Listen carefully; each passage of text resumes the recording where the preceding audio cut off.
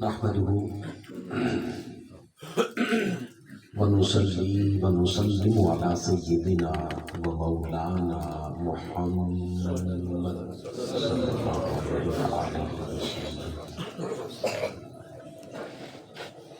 رسوله النبي الكريم الأمين المكين الحنين الرؤوف الرحيم أما بعد فأعوذ بالله من الشيطان اللعين الرجيم بسم اللہ الرحمن الرحیم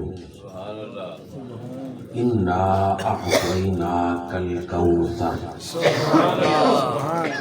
فصل لربک وانحر ان شانئک هو الابتر صدق اللہ مولانا العظیم ان اللہ وملائکتہ یصلون علی النبی یا ایھا الذین آمنوا صلوا علیہ وسلموا تسلیما اللہم صل علی محمد وعلی آل محمد۔ نہایت ہی واجب الاحترام لائق صد احترام محترم المقام پیر طریقت پیر سید اشتیاق حسین شاہ صاحب دامت برکاتہ العالیہ، دیگر علماء کرام اور معزز و محتشم سامعین کرام، رب تعالیٰ کا بے پناہ شکر ہے کہ جس کی توفیق سے آج ہم اس خوبصورت محفل پاک کے جس کی آج نسبت سیدہ پاک سیدہ فاطمہ الزہرا سلام اللہ تعالی علیہا وصلوات اللہ تعالی علیہا کے ذکر مبارک سے ہے، اس میں ہم سب جمع ہیں۔ تعالیٰ سیدہ پاک کا صدقہ ہمیں اہل بیت اطہار کی سچی محبت عطا فرمائے، اور یقیناً یہ کائنات کی بڑی عظیم دولت ہے جسے اہل بیت اطہار کی محبت نصیب ہوتی ہے، اسے حضور کا قرب بھی مل جاتا ہے اور اللہ کا قرب بھی مل جاتا ہے، اور جس کے من میں ان پاک ہستیوں کا ذکر نہیں ہوتا، ان پاک ہستیوں کی محبت نہیں ہوتی، تو یاد رکھیے گا وہ ساری عمر عبادات بطور قرض ادا کرتا رہتا ہے، فیض نہیں ملتا، بطور قرض ادا کرتا ہے کہ اللہ کا حکم ہے بس نماز پڑھ رہا ہے، ورنہ وہ بندہ کہ جس کے دل میں اہل بیت اطہار کی محبت نہیں ہے، وہ بندہ روح دین سے ہمیشہ ہمیشہ کے لیے دور کر دیا جاتا ہے۔ آج کا ہمارا جو موضوع ہے وہ ہے قرآن اور سیدہ کائنات سلام اللہ تعالی علیہ۔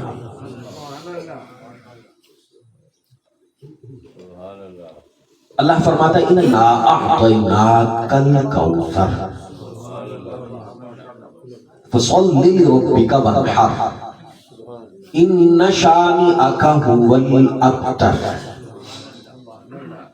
فرمایا حبیب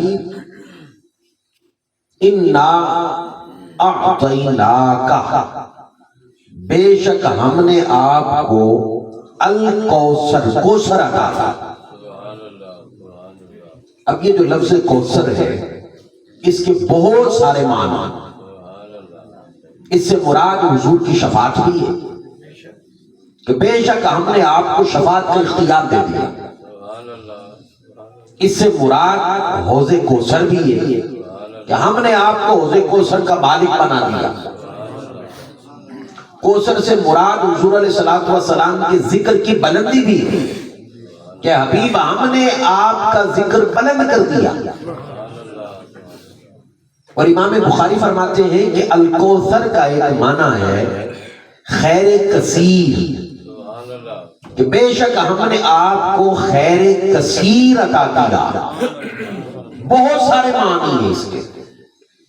امام رازی آپ فرماتے ہیں الکوثر کا ایک معنی، وہ تو 12 معنی لکھتے ہیں، اور 12 معنی میں وہ فرماتے ہیں سب سے شان نزول کے اعتبار سے مطابقت رکھنے والا معنی یہ ہے کہ جب آقا علیہ الصلوۃ والسلام کے بیٹے حضرت ابراہیم دنیا سے چلے گئے، انتقال مبارک ہو گیا، کافروں نے آقا علیہ الصلوۃ والسلام کو تانا دیا.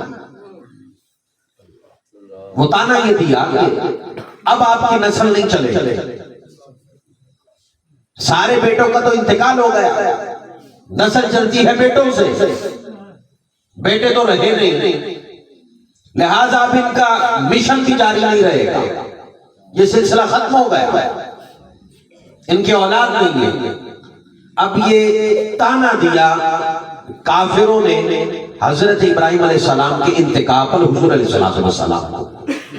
این اسی وقت اللہ رب العزت نے جبریل کو یہ سورہ مبارکہ دے کر نازل فرما دیا، فرمایا جا میرے مصطفیٰ کو کہہ دے انا اعطیناک الکوثر، بے شک ہم آپ کو کوثر عطا کریں گے. کیا مراد؟ فرمایا کثرت اولاد عطا کریں گے. فرمایا قیامت تک کوئی زمانہ ایسا نہیں ہوگا کہ جو سیدوں سے خالی ہو. فرمایا ہر زمانے میں سید ہوگا، قیامت تک ہر زمانے میں سید ہوگا. یہ ہو ہی نہیں سکتا زمانہ ہو اور سید نہ ہو. انا اعطیناک الکوثر. امام راضی فرماتے ہیں کوثر سے مراد کثرت اولاد ہے. ابھی ہم آپ کو کثرت ذریت عطا کریں گے. آپ کے بیٹے نہیں رہے تو کیا ہوا؟ اور امام صحابی کیا فرماتے ہیں؟ وہ کہتے ہیں آقا علیہ الصلوۃ والسلام کے اولاد مبارکہ میں آقا علیہ الصلوۃ والسلام کے بیٹے اور بیٹیوں سب کا انتقال ہو گیا سوائے سیدہ پاک سیدہ فاطمہ الزہرا سلام اللہ تعالی علیہ. آپ فرماتے ہیں آپ کے بدن مبارک سے اب قیامت تک سید چلتے رہے. آپ کے بدن مبارک سے یہ سلسلہ شروع ہوا اور قیامت تک سیدوں کا یہ سلسلہ جاری رہے گا. اور پھر فرمایا اب اس کا اگر معنی کریں نا سادہ سادہ وہ کیا بنتا ہے؟ انا اعطیناک الکوثر. ابھی پریشان کیوں ہوتے؟ یہ کافر تانا دیتے ہیں آپ کی نسل نہیں چلے گا.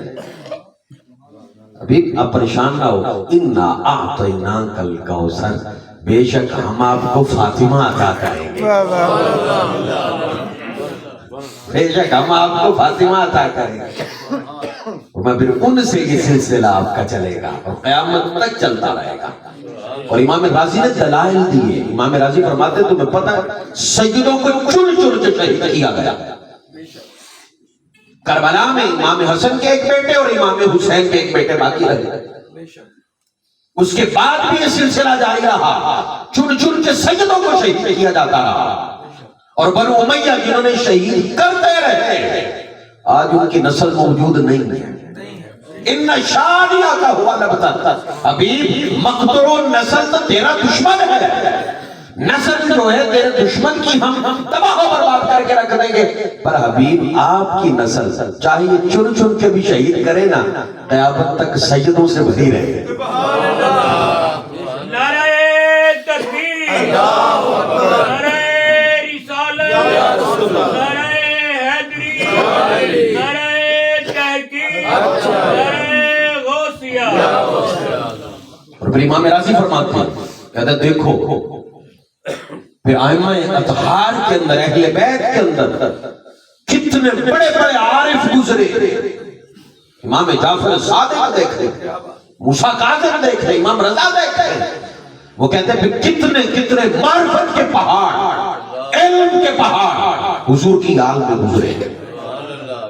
حالانکہ انہیں چن چن کے شہید کیا جاتا رہا پر حضور کی نسل ختم نہیں ہوئی کیونکہ وعدہ ہے انا اعطیناک الکوثر. ابھی ہم آپ کو فاطمہ عطا کریں گے.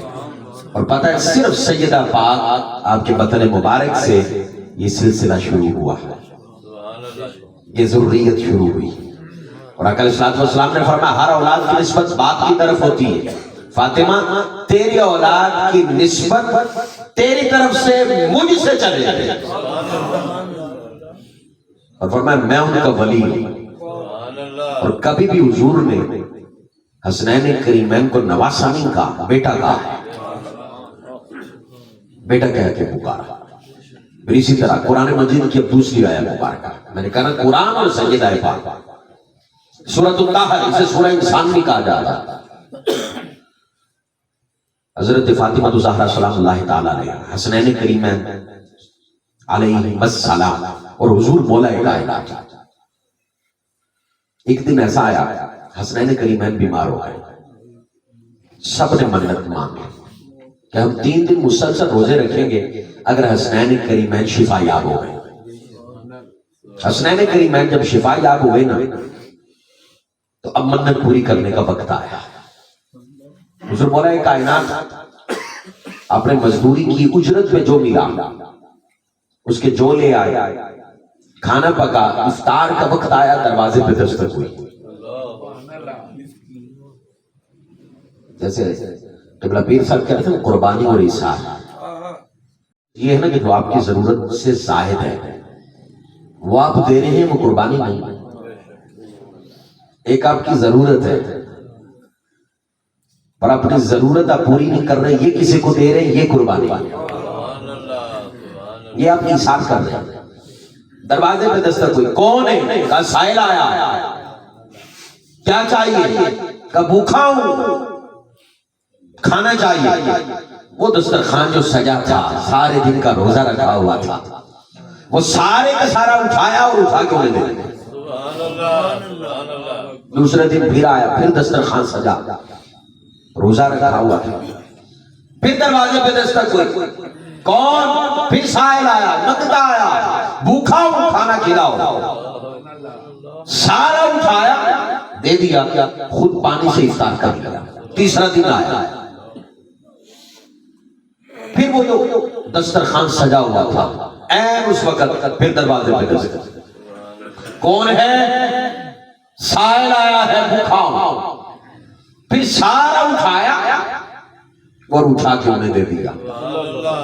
میرا آقا علیہ الصلوۃ والسلام گھر آئے نا، آ کے دیکھا حسنین کریمین ان کے چہرے بھوک کی وجہ سے مرجھائے ہوئے. میں کیا ہوا تمہیں؟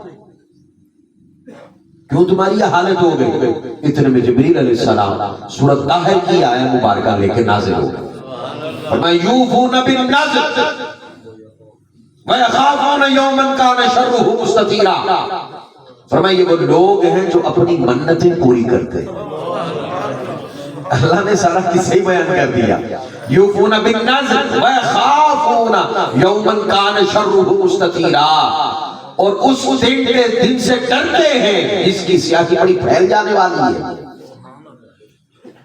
اور پھر آگے جا کے پتہ کیا فرمایا؟ اور پھر فرمایا انما نطعمکم لوجہ اللہ لا نريد منکم جزاء ولا شکورا ویطعمون الطعام. کہاں یہ کھانا کھلاتے ہیں علی حبہ، اس کی محبت میں، تشہیر کے لیے نہیں. آیا کون ہے؟ اس کے حالات نہیں تکتے. میں گیا تھا بیٹی کا رشتہ لینے، اس نے مجھے رشتہ نہیں دیا. ساری عمر کدورت اور نفرت یہاں پال کے رکھتے ہیں، اس پہ برا وقت آ جائے ساتھ نہیں دیتے، بدلہ لیتے.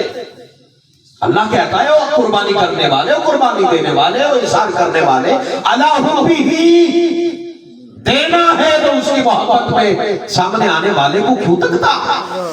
اس کے ساتھ اپنے تعلقات کیوں تکتا؟ اگر تو دیکھنا ہے چہرہ دیکھ کے دینا ہے تو پھر میرے لیے تو نہیں دیا. اللہ بھی وہ تیرے ساتھ سو برا کرے، مشکل وقت آیا ہے، کیوں؟ تو نے اسے نہیں تکنا، تو نے مجھے تکنا. میں نے کہا تھا اللہ بھی اس کی محبت میں عطا کرنا. کبھی نہیں ہوا، کبھی ایسا نہیں ہوا اہل بیت اطہار کے در پہ کوئی آئے اور چہرہ دیکھ کے کہیں نہیں بھی چلے جاؤ. کبھی ایسا نہیں ہوا. ارے جنہوں نے امام حسین علیہ السلام کو کربلا میں شہید کیا وہ بھی در پہ آئے، انہیں بھی نوازا اور نواز کے بتایا وہ تمہارا کردار تھا، یہ اہل بیت کا کردار ہے۔ آج ہمارے اندر یہ چیزیں نہیں ہیں، جہاں ہم نعرہ لگاتے ہیں وہ حسینی ہے، ہمارا کردار میں وہ حسینیت نظر آئے۔ اللہ حبی، اس کی محبت میں عطا کرو، اللہ کی محبت میں۔ اللہ نے کہا وَيُطْعِمُونَ الطَّعَامَ، یہ کھانا کھلاتے، اللہ حبی، اللہ کی محبت میں۔ مسکینم و یتیمم و اسیرا، کبھی مسکین کو، کبھی یتیم کو، کبھی قیدی کو، وہ 3 دن آتا رہا، کبھی مسکین آیا، کبھی یتیم آیا، کبھی قیدی آیا، اور پھر اللہ رب العزت نے فرمایا، اللہ فرماتا ہے یہ جو کھلاتے ہیں نا انہیں کچھ نہیں چاہیے، لِوَجْهِ اللَّهِ، اللہ کی رضا چاہتی ہے، انہیں اللہ چاہتی ہے، انہیں بندوں سے واہ واہ نہیں چاہیے، بندوں سے واہ واہ نہیں چاہیے، میں نے اتنا دیا کوئی مجھے سخی کہے۔ یہ بات ذہن نشین کر لیجئے گا، ضمناً کر رہا ہوں کیونکہ تربیتی نشستیں بھی ہیں، یہ ضمناً یہ بات کر رہا ہوں۔ حضور نے فرمایا الریاء شرک الصغیر، ریاکاری چھوٹا شرک ہے۔ آپ مسجد میں آئے، سجدہ کر رہے تھے اللہ کو، این اسی وقت کوئی بندہ اور مسجد میں داخل ہو گیا، آپ نے اسے دیکھ کے اپنا سجدہ لمبا کر دیا تو وہ اگلے 5 سیکنڈ جو آپ نے سجدہ کیا ہے وہ اس بندے کو کیا ہے، اللہ کو نہیں کیا۔ آپ نے اس بندے کے لیے آپ نے سجدہ لمبا کیا۔ اگر آپ کسی کو دیتے ہیں اور اس کے پیچھے نیت تشہیر ہے کہ میں مشہور ہو جاؤں، لوگ مجھے سخی کہیں، تو یہ آپ نے اللہ کو نہیں دیا، اپنے نفس کو آپ نے پالا، نفس کی خواہش کو پورا کیا۔ اللہ کہتا آرائیتا من اتخذ الہہ ہوا، کیا آپ نے دیکھا نہیں لوگوں کو انہوں نے اپنے نفس کو الہ بنا لیا، خواہش کو الہ بنا لیا۔ جو نفس کہتا ہے وہ کرتے ہیں، جو میں کہتا ہوں وہ نہیں کرتے۔ لِوَجْهِ اللَّهِ، اللہ کی رضا، آپ کے ہر کام میں اللہ کی رضا، سامنے کوئی بھی ہے کوئی غرض نہیں۔ لِوَجْهِ اللَّهِ، اللہ کی رضا، یہ بہت بڑی معرفت ہے۔ نصیب ہو جائے تو خدا کی عزت کی قسم زندگی میں بہار آ جائے تو فرمائیے اللہ کی رضا کے لیے خرچ کرتے، اللہ کی رضا کے لیے عطا کرتے۔ وَجَزَاهُمْ بِمَا صَبَرُوا، اللہ کہتا ہے یہ جزا ہے اس کی کہ جو انہوں نے صبر کیا۔ کیا جزا؟ فرمایا جنت اور ریشم کے پوشاک عطا کروں گا ہی نہیں۔ جزا کس کی ہے؟ جنت، صبر کی۔ یقین کیجئے گا 3 دن صرف روٹیاں دی ہیں کبھی اسیر کو، تو جزا قرآن کی نص جنت ہے۔ جب کربلا کے اندر اپنا سر دیا اس کے بدلے میں اللہ جزا کیسی عطا فرمائے، 3 دن دی روٹیاں نے اللہ اکبر، جانے دے دی تیر کی خاطر۔ عقل دھنگ رہ جاتی ہے جب بندہ غور کرے۔ اب تیسری آیت مبارکہ، انما یرید اللہ لیذہب عنکم الرجس اہل البیت ویطہرکم تطہیرا۔ فرمایا بے شک اللہ چاہتا ہے اور اللہ کا جو ارادہ ہے وہ ہو کے رہتا ہے، فعال لما یرید، ہو کے رہتا ہے۔ اللہ نے اعلان کر دیا انما یرید اللہ، بے شک اللہ یہ چاہتا ہے، لیذہب عنکم الرجس اہل البیت، اے اہل بیت اللہ تم سے ہر طرح کے گناہ کی میل کو دور کر دے، وَيُطَهِّرَكُمْ تَطْهِيرًا، اور تمہیں خوب پاک صاف ستھرا کر دے۔ ارے یہ جو گلستان اہل بیت ہے اس کا محافظ اللہ ہے، یہ طہارت اللہ دے رہا ہے۔ جب یہ آیت مبارکہ نازل ہوئی، میرا آقا علیہ الصلوۃ والسلام فجر کا وقت ہوتا، روایت میں آتا ہے 40 دن تک آقا علیہ الصلوۃ والسلام فجر کے وقت اٹھتے، سیدہ پاک کے دروازے پہ جاتے اور دروازے پہ جا کے کہتے ہیں یا اہل البیت الصلاۃ، اہل بیت نماز کا وقت ہو گیا ہے۔ اچھا اتنی بات تو کر کے حضور چلے جاتے؟ نہیں، پھر حضور وہیں کھڑے وَيُطَهِّرَكُمْ تَطْهِيرًا، یہ آیت تطہیر حضور 40 دن تک فجر کے وقت سجدہ کائنات کے دروازے پہ کھڑے ہو کے خود تلاوت فرمایا کرتے ہیں۔ اور قیامت تک یہ جو تقسیم ضربے دیتے ہیں نا، کبھی کہتے ہیں اس سے یہ مراد ہے، اس سے یہ مراد ہے، میرے آقا نے 40 دن تک سجدہ پاک کے دروازے پہ کھڑے ہو کے آیت پڑھ کر بتا دیا اگر اس سے کوئی مراد ہے وہ میری بیٹی فاطمہ اور فاطمہ کی اولاد مراد ہے۔ آقا نے خود پڑھا 40 دن تک۔ ایک روایت میں آتا ہے 40 دن تک نہیں، 6 ماہ تک حضور فجر کے وقت سجدہ کائنات کے دروازے پہ جاتے اور یہ آیت پڑھتے۔ اور ایک روایت میں آتا ہے کہ صرف 6 ماہ تک نہیں، فرمایا پورے 9 ماہ، اور صرف فجر کے وقت نہیں۔ حضرت ابو سعید خدری فرماتے ہیں ہر نماز کے وقت، فجر کے وقت حضور نکلتے تب بھی سجدہ کائنات کے دروازے پہ جا کے آیت پڑھتے، ظہر کے وقت نکلتے تب بھی پڑھتے، عصر کے وقت نکلتے تب بھی پڑھتے، مغرب کے وقت نکلتے تب بھی پڑھتے، عشاء کے وقت نکلتے تب بھی پڑھتے۔ ارے مسجد میں اذان ہوتی نماز کے لیے، حضور نکلتے نماز کے لیے، نماز بعد میں پڑھاتے، پہلے سجدہ کائنات کے دروازے پہ آئے مبارکہ 9 ماہ تک تلاوت فرماتے ہیں۔ اور بتایا تمہیں پتہ ہے اہل بیت کی شان کیا ہے؟ 9 ماہ تک حضور تلاوت فرمائے سیدہ پاک سیدہ کائنات سلام اللہ تعالیٰ علیہ کے دروازے پہ۔ اور آج ہم جو ہے وہ سیدہ پاک میں نعوذ باللہ من ذالک کہیں کہے کہ امکان خطا موجود ہے، کہیں کہے یہ خطائے اجتہادی موجود ہے۔ کیا ہو گیا؟ کس علم کی بات کرتے ہو؟ ارے وہ ہستیاں تیرے اس علم میں کے احاطے میں آ جا، غور تو کر۔ ہمیں غلامی کا حکم ہے، مودت کا حکم ہے، کس نے کہا ان کی شانوں کو تولو؟ ہمیں نہیں ایسی تحقیقیں چاہیے، نہ ہمیں ایسی تحقیقیں مانتے۔ ہر جگہ دلیل کی نہیں ہوتی، ہر جگہ علم کی نہیں ہوتی۔ جہاں علم اور عقل ساتھ چھوڑ دیتا ہے وہاں سے یہ محبت اور عشق کا ساتھ شروع ہوتا ہے۔ ہمیں جو کہا گیا مودت کرو، ان کے ساتھ عشق کرو۔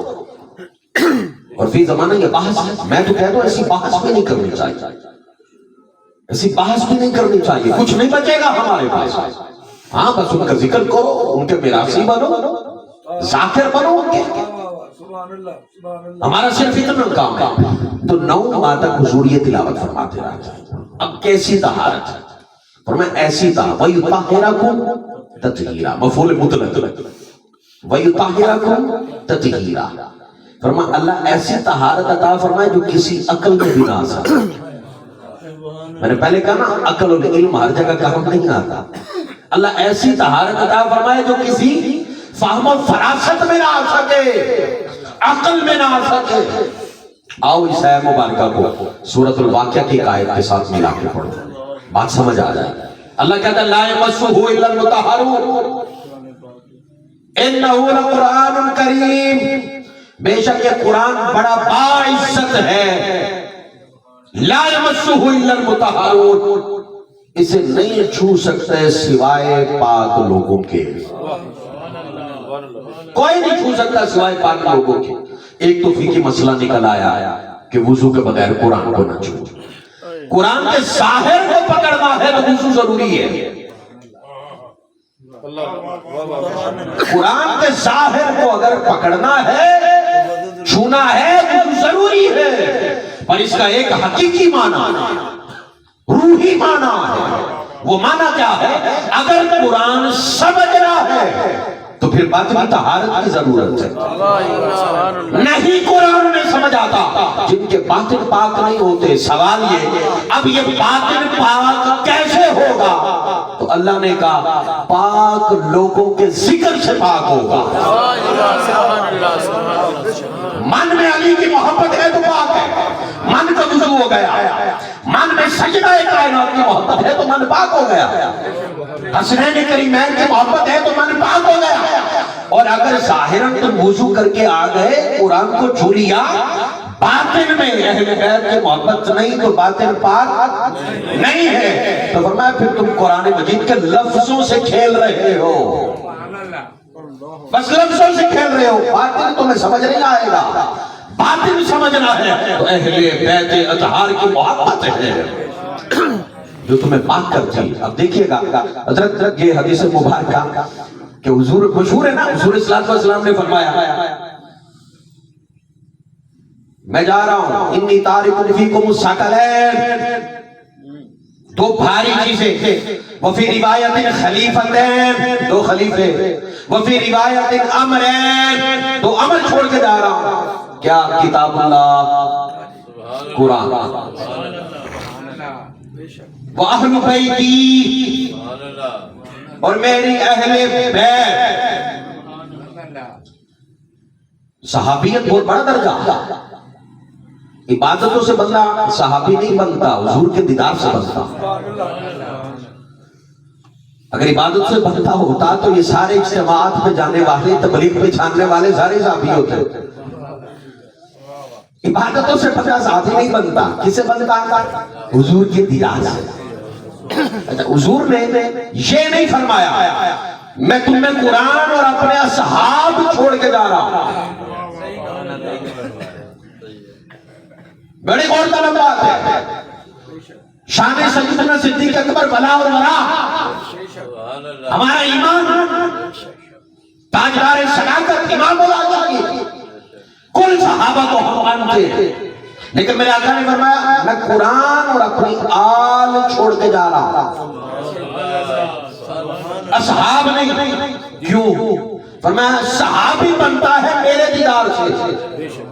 میں جب پردہ کر جاؤں گا اس کے بعد صحابی کوئی نہیں بنے گا, اور جو صحابی ہوں گے وہ آہستہ آہستہ سارے پردہ کرتے جائیں گے. 150 سال کے بعد میرے جانے کے بعد صحابی ختم ہو جائیں گے, پر قیامت تک مصطفیٰ کی آل ختم نہیں ہوگی.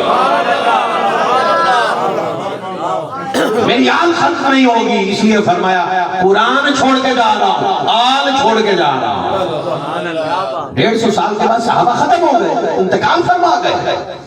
فرمایا قیامت تک حضور کی آل باقی ہے. اب قیامت تک قرآن کے ساتھ انہیں جوڑا جو قیامت تک قائم ہے.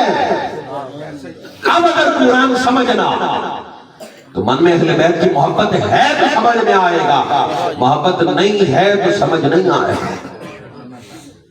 اب سنیے گا,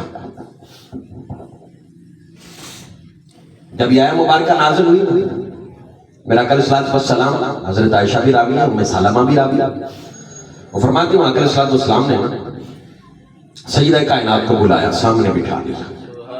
حضور مولا کائنات کو بلایا, پیچھے بٹھا دیا.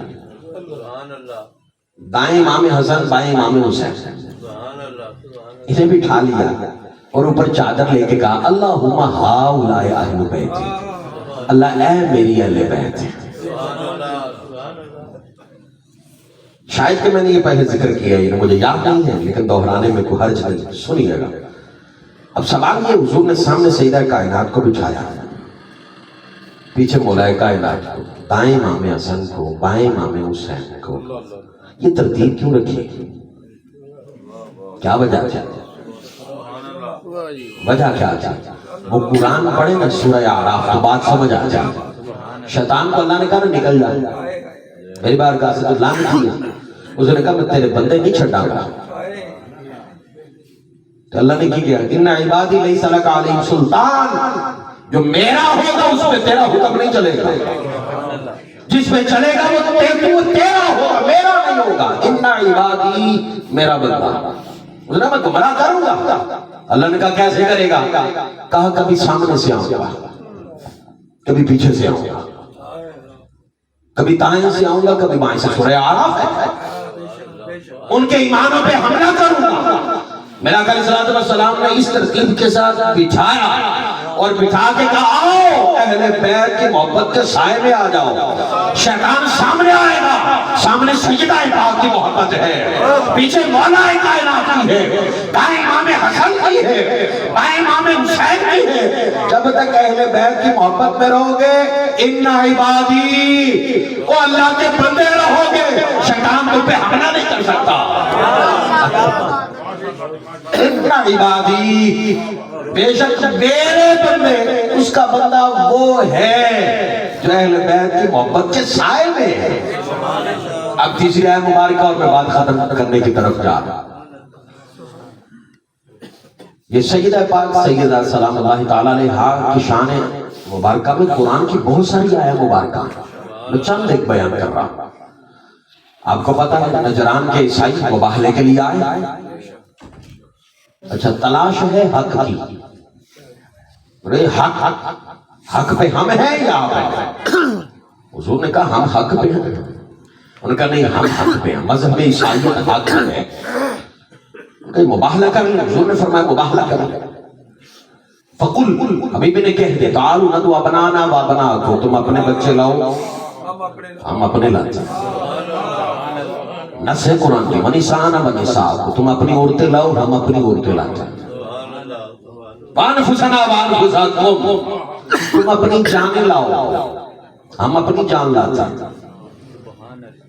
جب وقت آیا مباہلے کا، حضور نے امام حسن اور حسین کو یوں ساتھ لگایا، اور ایک روایت میں آتا ہے امام حسن کو اٹھا لیا، آگے حضور چلے گئے، پیچھے سیدہ پاک، پیچھے حضرت علی۔ حضور جب چلے نا، اچھا یہاں یہ ترتیب کیوں؟ آگے حضور، پیچھے سیدہ پاک، پیچھے مولا کائنات۔ میں ترتیب اس لیے کہ جب حضور قدم اٹھاتے تو حضور کے قدم پہ قدم رکھتی سیدہ پاک، سیدہ پاک کے قدم پہ قدم رکھتے مولا کائنات۔ فرمایا یہ اس لیے کہ زمین نیچے سے دیکھے تو محمد کا قدم نظر آئے، اوپر سے آسمان دیکھے تو علی کا قدم نظر آئے، تاکہ قدم بھی پردے میں رہے، قدم بھی پردے میں رہے۔ اسی ترتیب کے ساتھ لے کے چلے۔ ان کے بڑے نے دیکھا، انہوں نے کہا چہرے دیکھے نا، انہوں نے کہا خبردار ان سے مبالغہ نہ کر۔ انہوں نے اگر بددعا کرتے ہی نا تو مذہب عیسائیت ختم ہو جائے گا۔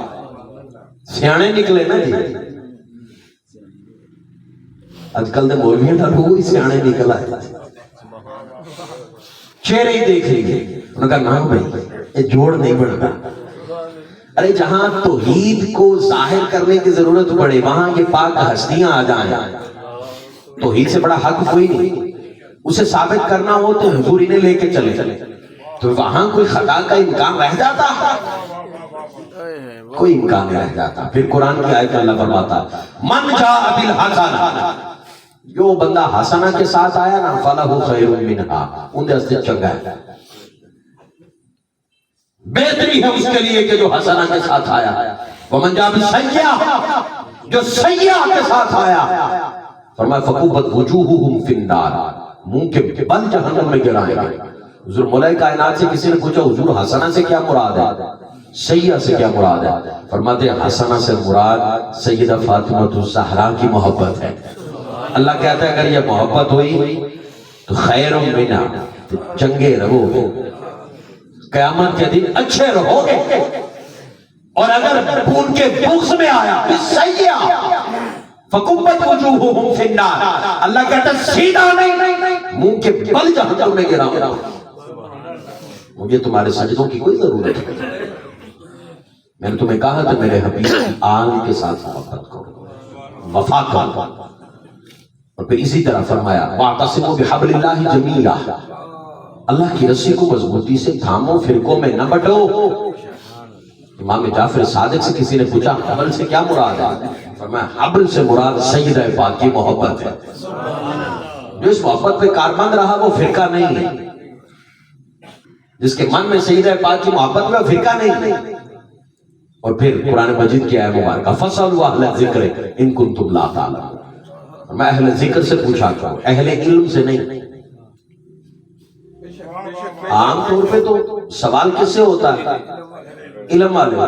اللہ نے یہ نہیں کہا فَاسْأَلُوا أَهْلَ الْعِلْمِ، ان کنتم لا تعلمون، نہیں فاسألوا اہل الذکر، نہیں کسی شاید پتہ تو ذکر والے بول جاؤ. حضور مولا کائنات سے پوچھا گیا کہ ذکر سے کیا مراد ہے، اہل الذکر کون ہے؟ حضور مولا کائنات نے فرمایا اہل الذکر ہم لوگ ہیں، ہم لوگ ہیں اہل الذکر. اگر کسی شے کی معرفت نہیں تو ہمارے دروازے پہ آؤ، اللہ کی پہچان نہیں ہو رہی تو ہمارے دروازے پہ آؤ، قرآن سمجھ نہیں آ رہا ہمارے دروازے پہ آؤ، نماز کے اندر تمہیں مٹھاس نہیں آ رہی ہمارے پاس آؤ. ہم تمہیں بتا دیں گے کہ ہر چیز کا گودا اور مغز کیا ہے. مغز دین، گودا جو ہڈی کا گودا ہوتا ہے نا، اصل وہ ہوتا ہے، ہڈی اصل نہیں ہوتی، اصل گودا ہوتا ہے جو اس کی طاقت ہوتی ہے. تو دین کا اصل گودا جو ہے وہ اہل بیت کی محبت ہے، مغز جو ہے وہ اہل بیت کی محبت ہے. اور اگر یہ نہیں ہے تو یہ بات ذہن میں رکھیے گا تو پھر اجڑ گئے، ایمان اجڑ گئے. تو میں یہ کہتا ہوں آخر میں یہ پیغام آپ احباب کے لیے خاص طور پہ وہ یہ اہل بیت اطہار اور قرآن کا جوڑ ہے.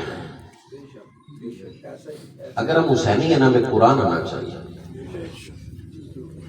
حل میں متقر، سورہ قمر میں اللہ 5 دفعہ پوچھتا ہے حل میں متقر ہے کوئی نصیحت پکڑنے والا؟